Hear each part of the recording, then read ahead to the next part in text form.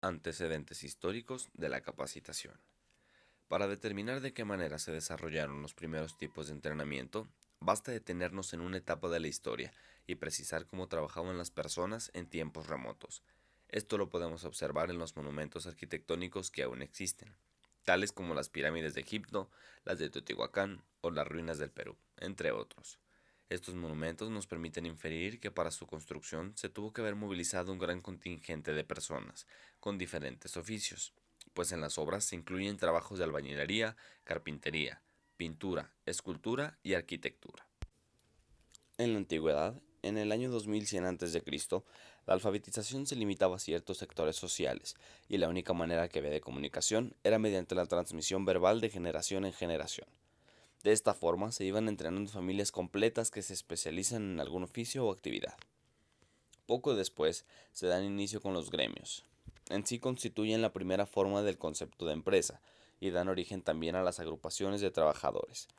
Fueron creados para proteger sus intereses y en la actualidad los conocemos como los sindicatos.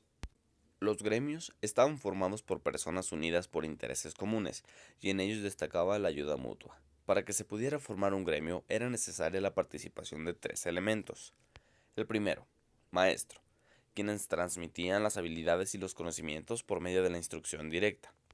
2. Los aprendices, quienes recibían el entrenamiento que les proporcionaba el maestro, sin ningún beneficio económico. Y por último, los oficiales, quienes ya habían recibido un entrenamiento, aún no eran capaces todavía de desempeñar un oficio con la eficacia requerida. Esta forma de organización se puede ejemplificar de la manera como trabajaba Leonardo da Vinci entre los siglos XV y XVI.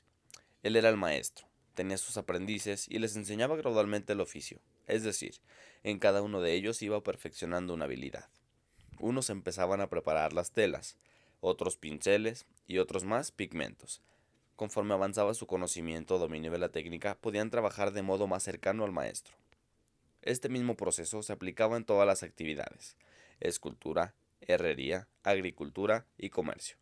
Más tarde, conforme los mercados fueron expandiéndose, se requirieron más maquinaria y materiales. Por otra parte, en el contexto socioeconómico, previo a la revolución industrial, la capacitación constituyó más que un hecho educativo, una fórmula para controlar los secretos de los diferentes oficios, con el propósito básico de proteger intereses económicos y de estatus social de artesanos y comerciantes. Después de la aparición de los telares en Inglaterra, se pedía la participación de las personas para que pudieran trabajar en una sola actividad, es decir, tenían a su cargo una parte del proceso de fabricación y lo realizaban.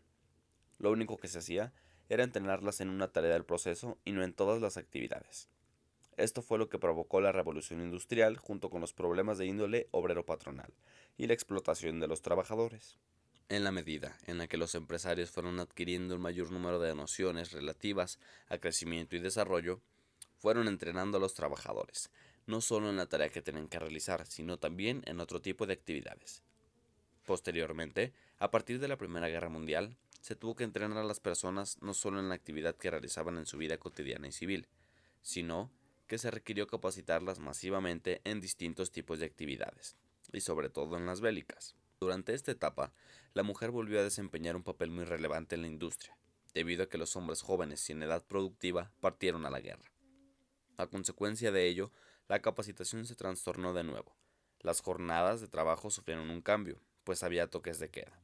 La producción disminuía y surgió la necesidad de elaborar productos de forma clandestina. Con el crecimiento de la industria, la capacitación adquirió importancia, pues pasó de la etapa que solamente se compartía un secreto dentro de un proceso a la etapa de una sistematización de la enseñanza. Desde 1920 a la fecha, la capacitación ha sufrido una evolución continua, y en el ámbito laboral de las organizaciones se reconocen y aceptan los beneficios que de ésta se derivan. Los gobiernos también han tomado en cuenta su existencia y han establecido mecanismos legales y operativos que se encargan de este elemento tan importante para todo ser humano.